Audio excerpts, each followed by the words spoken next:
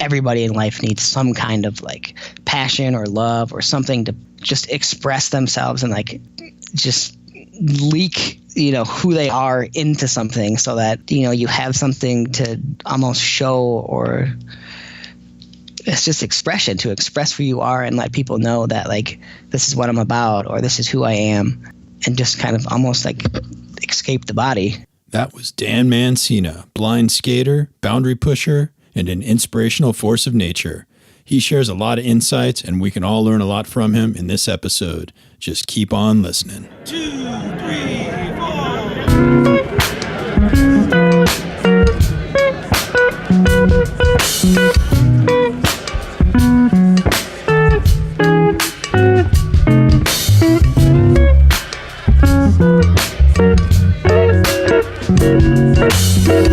Hey, podcast people. John here. You're listening to Season 2, Episode 2 of Make Moves. In this episode, you're going to hear from Dan Mancina. It's a real treat. He's a really inspirational guy. Dan's been getting a lot of visibility in the skateboard community lately because he's blind and he's a skater, and how could that not be an interesting combination? Dan's also been showing up a lot in places like BuzzFeed and Mashable, Now This. George Takei posted some stuff about him on his Facebook page.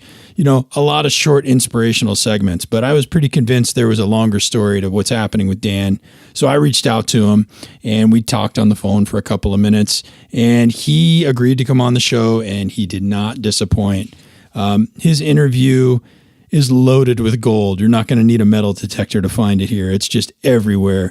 I really enjoyed talking with him, but I have to be honest, I left the interview feeling a little bit like an ass for two reasons. Dan is fearless, resilient, and optimistic in ways that most people just can't really fathom. And I had to admit to myself that I could probably be doing way more. And also, after talking with Dan and hearing his perspective for about 30, 40 minutes, I realized that he is blind and he is a skater and he owns what that means, but he doesn't want to be defined by that. And you'll hear more from Dan, soon in this interview on that topic. But of course, as I was going into this, I was totally trying to define Dan like that. He wasn't mad at me. It was all friendly, but I left the interview and I thought about it for a couple of weeks. And finally I came to this conclusion, and that's that our circumstances and our challenges, they don't make us special or define us. They might make us unique, but they don't define us. I think how we live with or maybe live through our circumstances and challenges is what defines us and makes us special. I'm not sure if that's all going to ring true for you, but it feels right to me. All right. Well, anyway, I appreciate Dan's patience during the interview while I was fumbling around to learn this lesson. Did anything that I just said make sense to you guys? If it did, or even if it didn't, maybe drop me an email at feedback@makemoveswithjohn.com. I'm curious what you all think about this. I'm wondering if I'm the only one out here that's slow to learn lessons like this. All right, well, let's get to the interview. I'll check in with you about the halfway point and play you some music. I'll also check in around the end to close up with a few final thoughts. Until then, I'm going to turn off my mic. You turn on your ears. Happy listening. I'll see you on the other side. Hey, Dan, welcome to Make Moves. Thank you, John. Thank you. Have you been on a podcast before? One podcast prior to this, yes. All right, man. Yeah, you're no podcast virgin. I'm not. Yeah, you don't get to pop my cherry, no.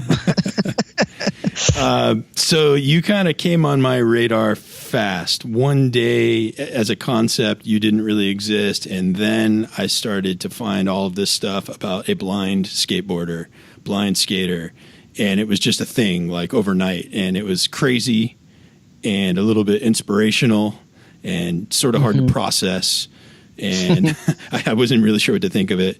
And now all of a sudden, I think you're getting lots of exposure. I recently saw on, I think it was George Takei. He posted a video of you on his Facebook page.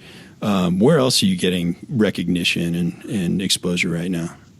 Yeah. Shout out to George. That was probably the coolest thing I've seen in a long time, to have someone like that, repost my stuff. That was pretty crazy. Yeah. So, other than that, I mean, it's mainly been on social media. So pretty much any outlet like Now This, Mashable, I'm actually doing BuzzFeed tomorrow. I'm going skating with a photographer and filmer. Cool. And then, yeah, I'm excited about that.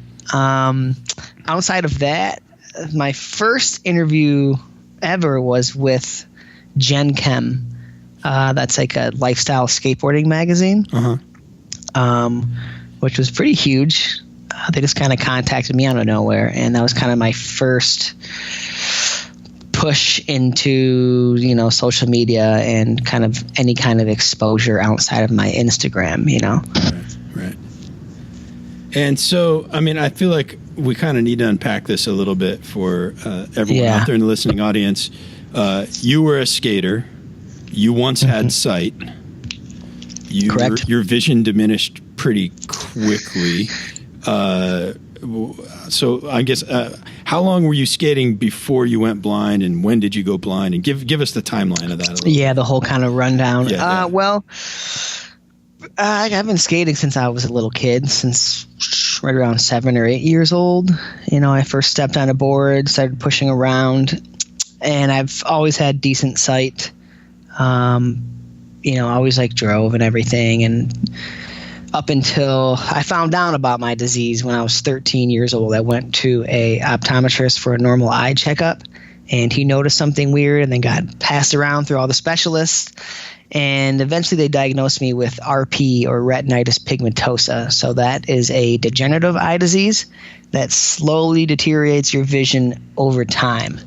And it's kind of different for everybody. Some people, it's, they'll lose their sight when they're young, and some people lose sight when they're, 50 or 30 or 20 or whatever. Mm-hmm. So for me, it started really setting in my mid-20s, because it was accelerated by another disorder that I have. And so it was kind of like from right around 22 to 24-ish, right around there is when I lost the real majority of my sight, and when I kind of considered myself going from sighted to a blind person. Mm-hmm. And that whole time, pretty much skating all throughout, my childhood, going into high school, and then kind of put the board away for a while due to my vision and just life in general. Were you just so you're somewhere mid-20s, and you just have to figure out how to live life in a I guess a world without sight? Were you sort of just focused on living at that point? Yeah, exactly. Pretty much just kind of going through the routines and just trying to continue to live life. And like you said, going through that adjustment period, I kind of see it as almost like a grieving period, the loss of my vision. So it takes a while to, obviously, as you can imagine, it's just getting jolted in this completely new world, and relearning a lot of things. And eventually I got to the point where it was just so mundane, and I was just so sick of the life that I was living, that I decided to start, trying or attempting to get my life back in any way that I could. So that was literally just doing basic things. So just doing the normal things that I did while I was sighted, and just trying to slowly build off of that, up until the point of getting back on my skateboard and, just progressing it as far as I could take it. And yeah, that's pretty much it. Yeah. So was there a specific day or moment when you just said, I've got to go skate again? Or was it just sort of slowly over a couple of years, you got really bored and realized that you wanted to there was a specific day. I don't know what day it was. Sometime in the fall. I always liked to skate in the fall. Was my favorite time. So I decided to build a skate box. You know what that is? So it's pretty much like a bench, right, that you would skateboard on. And I built this bench, and then I brought it to an old skate spot that I used to skate when I was a kid. And that was just kind of motivation really out of nowhere of okay, I'm going to try to do this. And then I went and filmed just a really easy basic trick, a front board on it, and kind of posted that online, and that's actually where everything kind of expanded and blew up from, was that one clip that my buddy shared. He actually works for the Tony Hawk Foundation, and he shared it on the website. And that's when I got my first kind of exposure. So, I mean, I'm trying to backtrack here. You're without sight. You decide you're going to go skate again. I'm kind of want to like work through your thought process a little bit, if you don't mind. What even made you think that it was possible to be a blind skater, or did you know if it was possible, or did you even really think about it? Like, I don't want to overcredit it. Maybe you just didn't even worry about it. But right. No, I mean, obviously, because I knew that I had this eye disease, and eventually one day I would go blind, because there's no cure or anything like that. So it was always in the back of my mind, skating. When I was sighted, and I always told myself then that, no matter what happens, like, you're still going to skate. And like, I'd always think of like, okay, when I go blind, I should be able to do this, and I should be able to do that, whether it's like skating a mini ramp or just flat ground and stuff like that. So it definitely was always on my mind, growing up. Never really like, really worried or dwelled on it or anything like that. But yeah, I mean, it's just something I always thought about. And then, because back then, like, skateboarding to me was absolutely everything. It was like my entire life. All I thought about it. All I thought about. All I did. I mean, I worked in the action sport industry, I guess you'd call it. Like, I worked at a local skate surf shop. So it was literally like 24 hours a day, I was surrounded by skateboarding, and it was everything to me. And then, so like, I always thought, no matter what happens, I'm always going to skate, right? Right. So it wasn't really a question of, is it possible? It was sort of, like a, this is going to happen. Yep.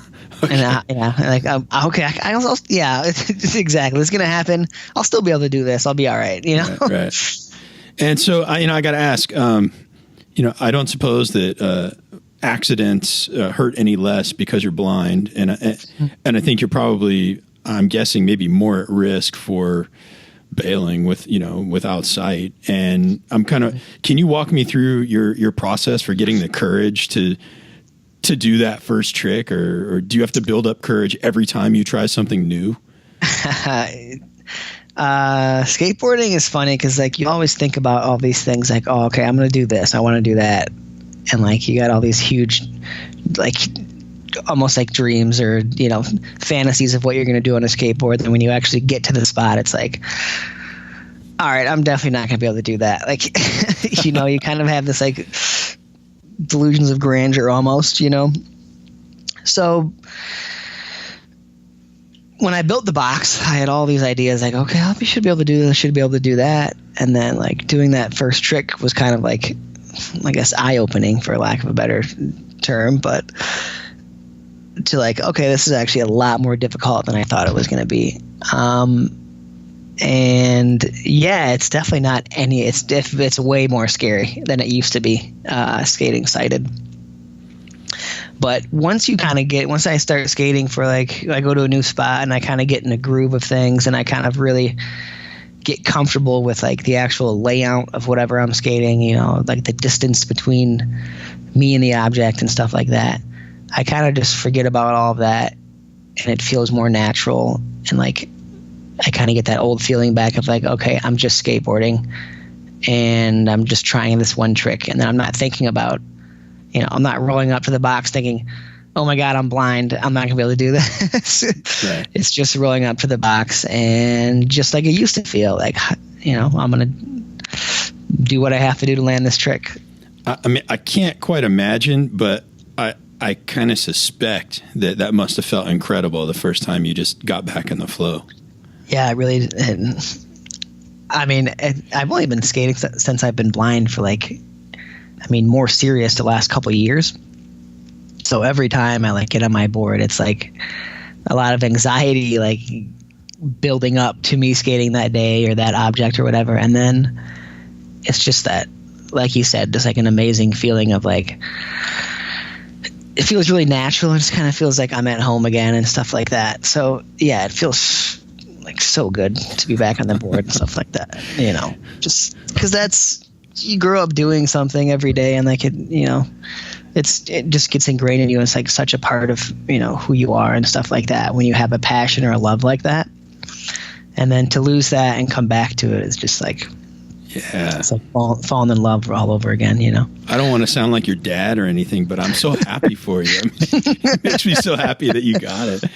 But so I've seen some of your skate clips, and I know you had to make some adaptations to figure out how to skate.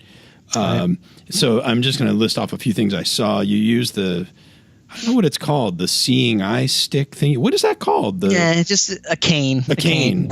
Yeah. So you use the cane. Some people get offended. Sorry, some people get offended when they call it a stick, but okay. I don't. It doesn't matter to me. Well, I don't know. I don't know the language of it. So thanks for. I've had people call it all kinds of things. I had people call it a walker one time. It's like But it's that long stick that helps you feel the ground. So yeah, exactly. You use that. The long cane, pardon me, that you use to feel the ground. Yeah. You have that beeping device that you put, I guess, on or near the object or the technical part that you're going to skate on, and that helps you measure distance by ear. Is that how it works? Sorry, I got this freaking thing going off here. All right, I don't know if you could hear that. I had this. All of my devices I have speak to me, and that was really confusing. Sorry. No problem. So, sorry, you were talking about the cane that I was using. You got the cane, you got the beeping thing that helps you, I guess, echolocate where you're skating. Yeah. And then I think I noticed, and do you skate all terrains now? Or I know for a while you were skating on, looked like a tennis court, maybe because you could feel the ground better or something. Yeah, so the tennis court is like great for the current kind of limited site that I have. But yeah, to go back to like the sound thing and stuff like that. So like that's like just a beeper that there's a lot of adaptive sports, like whether it's football or something like that have a beeping device in it like that. So you just kind of flip a switch and it sounds like pretty much like a smoke alarm going off. And so that kind of helps me orientate myself when I'm moving like really fast and I'm going towards something that I won't really be able to find with my cane as quickly. Mm-hmm. So that helps with stuff like that. It's really obnoxious though, because it's just ridiculously loud and annoying, and it's a constant beep. So not fun using that thing. Maybe you have to get yourself a radio and put it under there or something. Yeah, I know. And some kind of sensor when you get close to it, it goes off. I don't know. Yeah. But those were ideas you came up with from other sports that other right. I just sports? Ripped it. It used to be in a football that I just ripped it out of there to use it for skating. And then, other than that, like the tennis courts help because there's cracks in between each court, and then there's the white lines on the ground. Uh-huh. On like a good day, good lighting, I can see that contrast of like that white line on top of the dark ground. So when I'm moving slow and stuff, I can see that line. I can kind of follow that line and use that as a guide, which will lead me to the box that I'll then find with my cane, and I'll know that it's there. You know what I mean? Yeah. Yeah. So I'll try and post a clip in the blog post about this, just so people can sort of visualize what that is. I wanted to ask you a question. I kind of need to tell you like sort of a story that I have in my mind. Then I got to ask you this question. There was this famous jazz guitarist named Django Reinhardt, and he burned his hand really bad at some point. It took a couple of fingers out of commission, and he wound up with like 2 fingers to use instead of 4. And this created this problem where he couldn't play all the chords that all the other guitar players could play. But he basically figured out how to use the fingers that he had to like arpeggiate the chords and play one note at a time. And pretty much what happened is like his restraints and his way of outsmarting them created this whole new aesthetic for what like whole style. It created this whole style. And I was kind of wondering, like, do you think that your limitations and your way of dealing with them, do you think they could shift the aesthetic of what skating is, or could you think about it different, or do you think other people might start thinking about it different? Yeah, that's kind of like the most exciting part for me right now with skating is like, because it, like you said, it makes me kind of look at the whole sport really differently. So like when I go to a spot, I see it in a different way than everyone else does, you know, whether it's, you know, the actual object or the layout of it, or kind of what I think is possible, or what I have to do exactly like the guitarist had to do. Like, what do I have to do to, like, you know, meet the standards of skateboarding today to make like something legitimate. Right. So yeah, that's huge. Like, I can't wait to, you know, explore more spots and kind of do things with my cane that people wouldn't, you know, that normal people wouldn't be able to do and stuff like that. I don't know. It sounds like you're at the beginning of that, though. Exactly. Yeah. It's, you know, like I said, I'm only like, you know, a couple years into like skating again and getting back into it. So, well, I guess we're gonna have to check back in like a couple more years and figure out where it's at. Yeah, exactly. I wanted to ask, you know, so I grew up on skateboarding. You know, I'm part of that generation, and I know that every modern skate video has this sort of montage of failures before the successful trick. And I think part of that might be like our human obsession with watching people get hurt. But I personally think there's a powerful lesson about grit and persistence and enduring risk, which is just part of skate culture. And I think it's an important part, and it really gets ignored a lot. It sort of gets like people look at those failings as like, I don't know, like out of the Jackass movie franchise or something, like, you know. And I was but I actually think there's like a deep lesson about learning and overcoming. And I was kind of wondering, did your years of skating prepare you for going blind? Like this idea of grit and persistence, like do you think that stuff earlier in life helped you be prepared for pretty much the huge change that you had to go through? Yeah, 100%. Just skateboarding or any sport at that. Just in general, like, well, you know, like the Athens believed that like sports and, you know, the practice of sports did more than like improve, like, you know, the physical body. It kind of helped build your character and kind of make you who you are, you know, like teach those lessons in life of like you said, determination, you know, build that grit and make you just a better person in general. So just being as in depth to it as I was, it was just a huge part of like who I am and kind of what I expect from myself. And like you said, like you keep falling, skateboarding, you fall a lot. And like, unless you're like really determined and like not afraid to get hurt, you're never going to progress at it. You're not going to get good at it. Like you have to be willing to break yourself off and kind of take risks and really push yourself to as far as, you know, you're willing to go.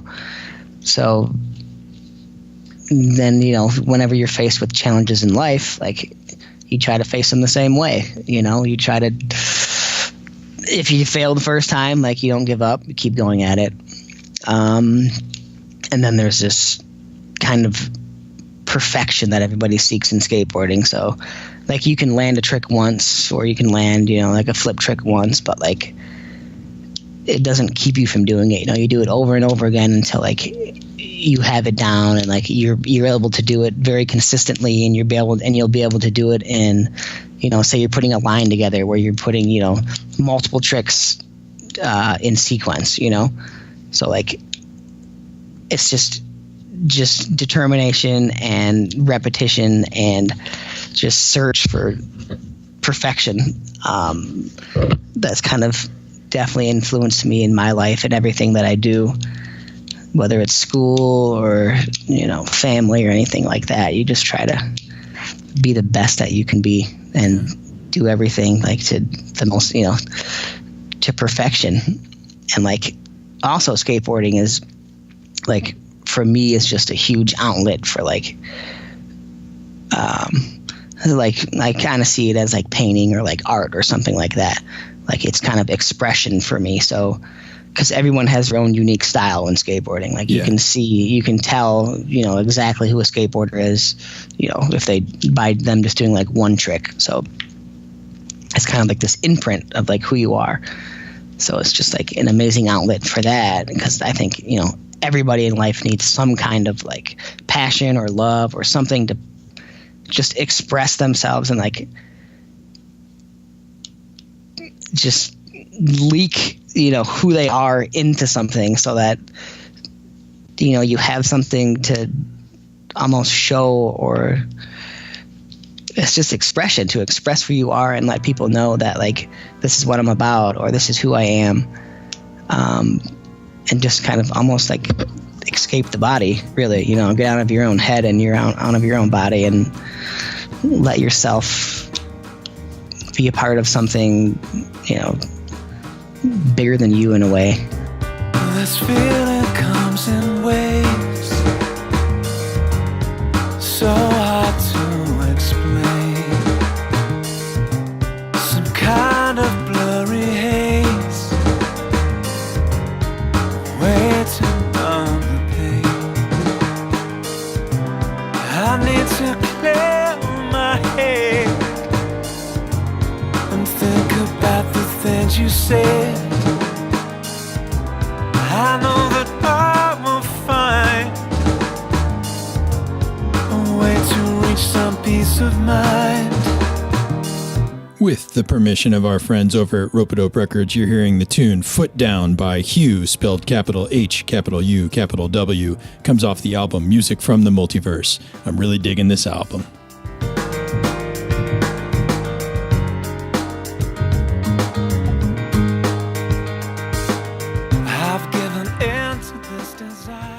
What you're saying is like it's kind of deep. Like, this is another thing. Like, you're thinking on a deep level, and I feel like a lot of times, skate culture, they're treated as like a bunch of when we were kids, we were hoodlums, but I think there's a lot of ways where skate culture gets sort of a bad rap, and I don't know. Do you feel like it gets misunderstood, or do you?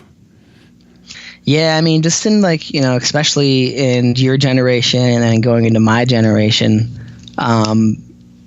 People who skated were kind of like the outcasts, or the people who didn't really like to follow the standard whatever you follow, like do what you're supposed to do, so that's kind of is like a huge part of like who skateboarders are.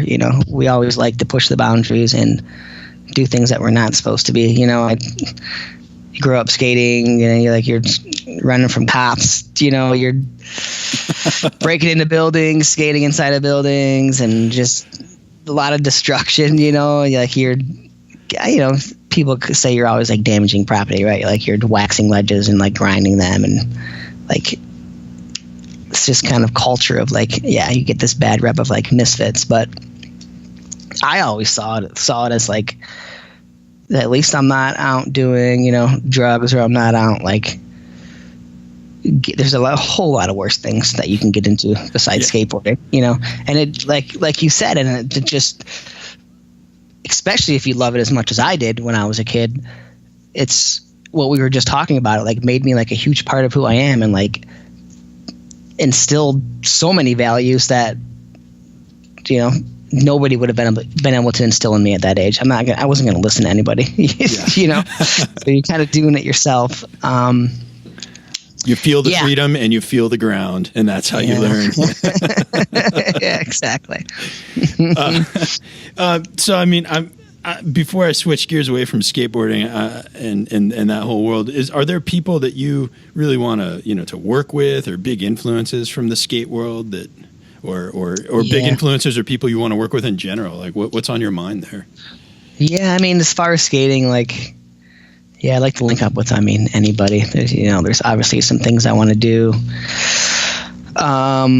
Places I want to go, or like meet with Tony Hawk. Bob Burnquist, the Mega Ramp, stuff like that is always like huge on my list. And then, there's been a lot of people who have kind of really helped me out in the skateboard industry. Like Leo Romero is a huge name who's kind of shared my stuff. Omar Salazar, people like that have shown me support, and like really the whole skate culture is like a really tight-knit kind of group of people, and has been like nothing but like supportive, and just like really where I get all of my positive feedback, mainly from social media. And just, dude, like just a sick kind of culture to be a part of, like really supportive and really loyal people. So it's a good thing. Yeah, that's another thing that I think is great about the skate world, that I don't know, a lot of people want to just not acknowledge it. Yeah, well, either you're in it or you're not, kind of. Yeah, yeah. But yeah. So I mean, skating aside, you have other interests and some really huge goals. I saw this GoFundMe video that you put out, and I was wondering, would you mind sharing with listeners some of the other stuff that you want to do and accomplish? It's bigger than just skating, although that's part of it. Yeah, that's a small part of kind of. I mean, pretty much. Like you name it, anything you wouldn't imagine or think a blind person could do, I want to do it. So, riding bulls, wakeboarding. Like if I want to try to do a backflip on a wakeboard would be cool. And then, I mean, I got some weird ones that I want to do. Like I want to get launched out of a cannon. It's kind of something I've always been thinking about. Anything you've seen on Red Bull TV is like. I'm all about it. Like, have you seen that ice skating, that ice luge thing that they do? Yeah, I think I have. So it's like this huge course, like downhill course where these guys, have ice skates and they do it. I want to get into that. And then solo skydive is on my list. I mean, the probably most far out one would be like the first blind person in space would be pretty amazing. I mean, there's so many blind people who have done like crazy stuff that it's hard to be the first at anything nowadays. So yeah, that would be a big one. It sounds like. Mm-hmm. Yeah. Mm-hmm. Weren't you mentioning like you wanted to do a show or something like that? Yeah. So that's the main goal. Would be what the GoFundMe is all about, to try to get funding to really just pump money into. I'm working with a couple of really good friends of mine that I grew up with in California, and we filmed some stuff, but. We're trying to get the whole premise is pretty much me doing these kind of crazy things, right? And then through that, I'm showing people that it doesn't matter kind of what you're going through in life or any kind of obstacles you have, whether it's blindness or you're sick of your job or you're in a toxic relationship or something like that. Like it's kind of still in your control, and it's up to you to kind of dig yourself out of that and make your own happiness.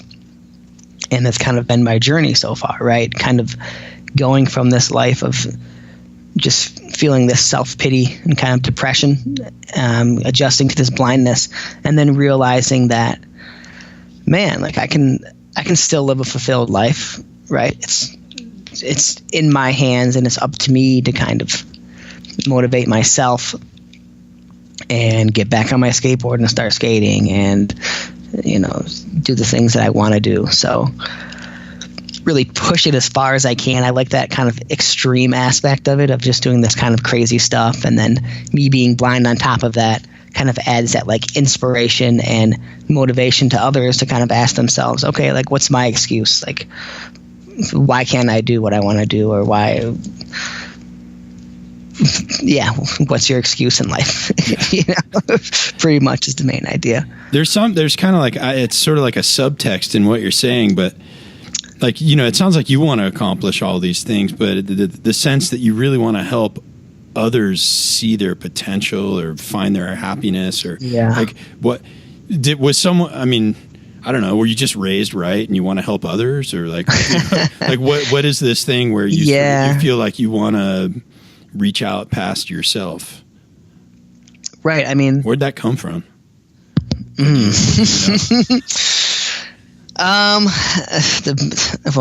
first person that comes to my mind is my mother. Right. She's a very strong person. She's, raised 4 kids, good amount of her life on her own.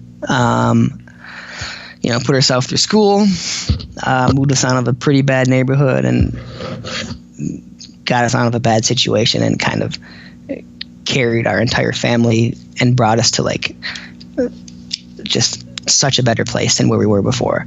So, and she's been through like everything, right? So raising 4 boys, going through that divorce, finally leaving that bad kind of relationship or marriage that she was in. And then, God, she's been through everything. So She got sick. She's been through cancer. She got left on a deserted island one time. What? She actually, her and my stepfather went on a vacation to the Galapagos Islands, and she got left on one of the islands.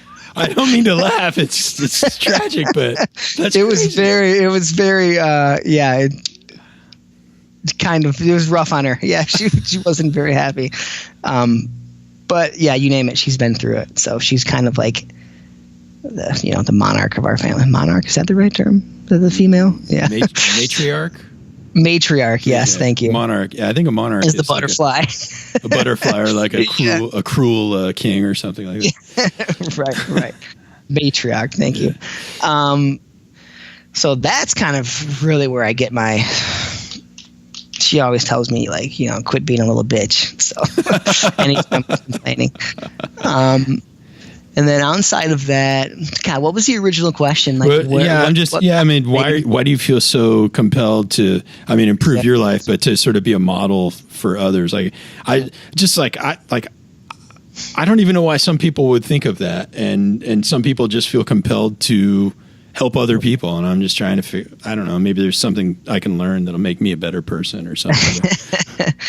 Honestly, I think it's just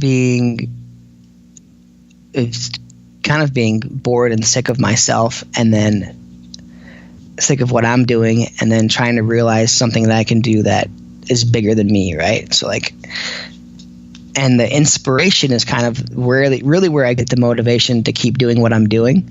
The feedback that I get from my stuff is what kind of feels the best. When people reach out to me, and like I've had people reach out to me and be like, hey, I just found out my child is going to be blind, is going to grow up blind, and like seeing your videos and stuff like that kind of gave them a different perspective of like, they originally thought like, okay, their kid's not going to be able to live a normal life, right? And then they saw me and they're like, oh, totally can live normal life. Like, so hearing stuff like that is just like huge, and it just feels so good. Like I don't know, like helping others is just a natural thing, right?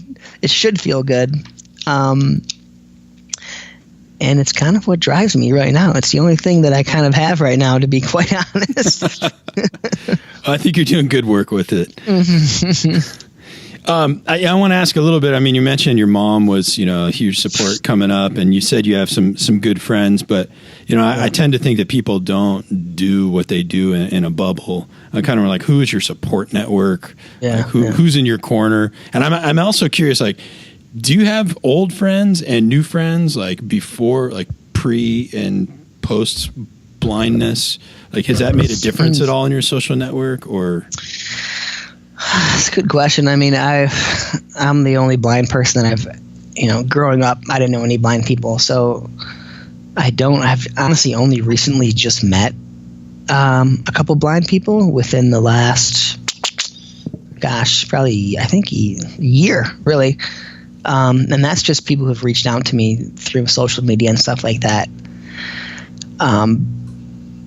So yeah, I've been really fortunate to grow up and have the same kind of set of friends, and really, stuck with them, and they've been a part of my life, and I've been a part of theirs since I was, a teenager, all through high school, all through middle school, which I think that's like pretty rare nowadays. You don't meet too many people who have been friends with somebody their entire life. Yeah. So I like to keep it close like that. I don't. We're pretty tight, and it's hard to get in our friend group, but yeah. Those are the homies. Yeah. It's the homies, yeah. But as far as like social media, like anyone who reaches out to me, I always contact them back. Yeah. Hey, you contacted me back. Yeah. I love talking with people. And it's my good thing going. So. And so, I don't want to ask too many probing questions about this, but you do have a son, right? I do have an 8-year-old son. Yeah. Yeah. And so, in some ways, you're responsible for another human being on top of yourself. Like in addition to yourself. But what does he think about all this? Or does it, like? I don't think he thinks about it too much. I mean, I know he loves like the skateboarding and thinks it's super cool. And I really don't pressure him to like get into anything like skateboarding or anything like that. But I don't know. He kind of just, he doesn't, he's one of the few people who doesn't actually view me as a blind person. He just views me as dad, or just views me as dad, you know? So it's a very good relationship. That's a cool thing. Yeah, right. Everyone sees me as, blind or kind of what I used to be or something. So it's refreshing, you know, that kind of child view of the world is very precious, and you gotta love it. I mean, it's amazing. Yeah. If you hadn't gone blind, do you think you would have been compelled to push yourself this far? I mean, I don't want to say like, is it a good thing, but has it had some positive impact on you in any way? Yeah, huge positive impact. I mean, it's pretty much, it's kind of draining because it's kind of slowly become everything that I am, right. You know? Yeah. Which is kind of, in a sense, like kind of what I'm fighting against, right? Because I just wanted to be treated as normal or as equal, or as just as capable as I was. So it's a double-edged sword, right? So people see me as a blind person, and it's cool that I do all of these things, and they think it's amazing and crazy, but I really do it because I want to show people that blind people, and, you know, outside of that, anybody with a disability is just as capable and really should have the same opportunities and same accessibility as anyone who's sighted or what would be considered normal.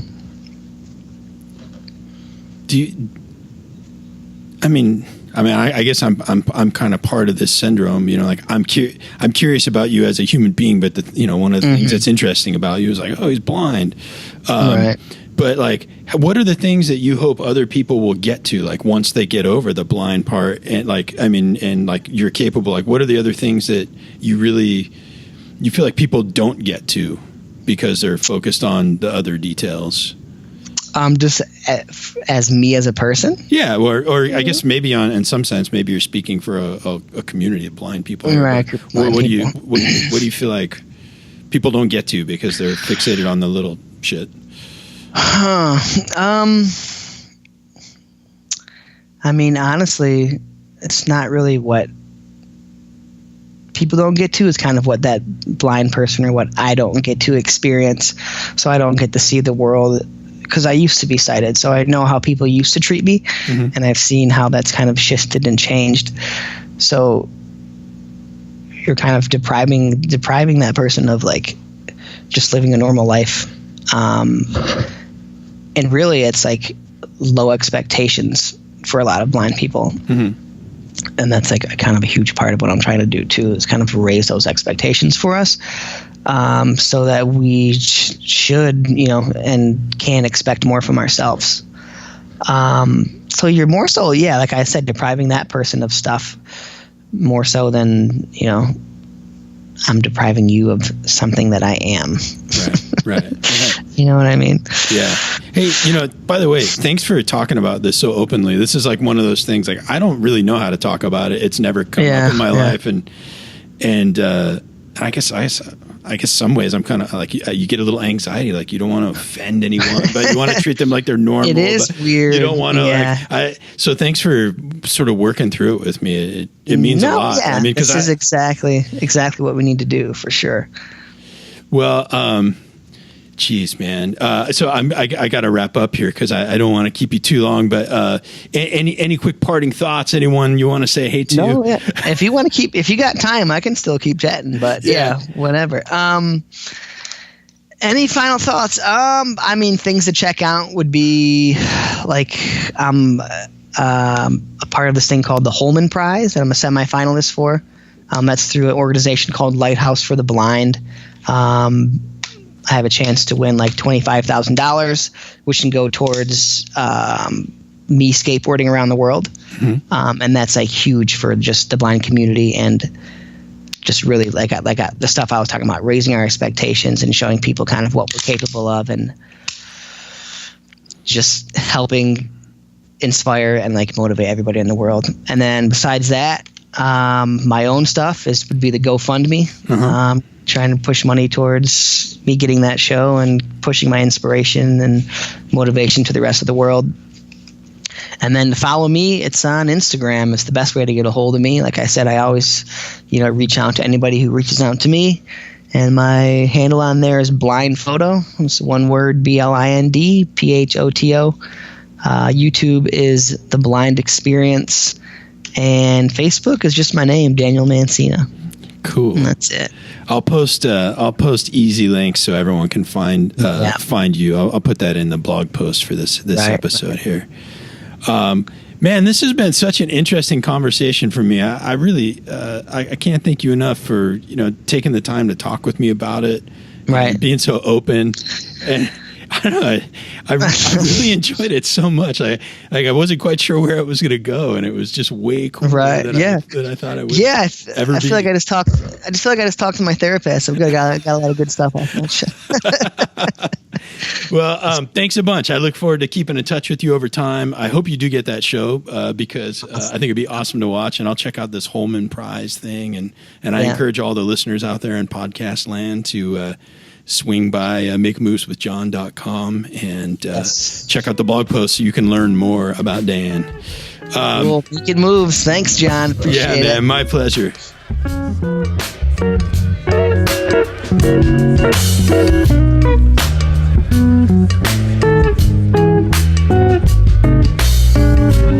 All right, there you have it. Season 2, episode 2 is coming to a close. A big thanks to Dan for coming on the show. I really enjoyed talking with him. I learned a lot. I hope you all got to learn something too. Please do swing by makemoveswithjohn.com, find the blog post for this episode, and I'll make sure to provide links to his GoFundMe page and some other things so you can learn more about Dan. Coming up in the next episode, there's going to be an interview featuring Charles Phoenix, the humorist, showman, and Americana ambassador. There is nothing quite like Charles Phoenix. You just have to witness it. So I look forward to releasing that real soon. Keep an eye out, folks.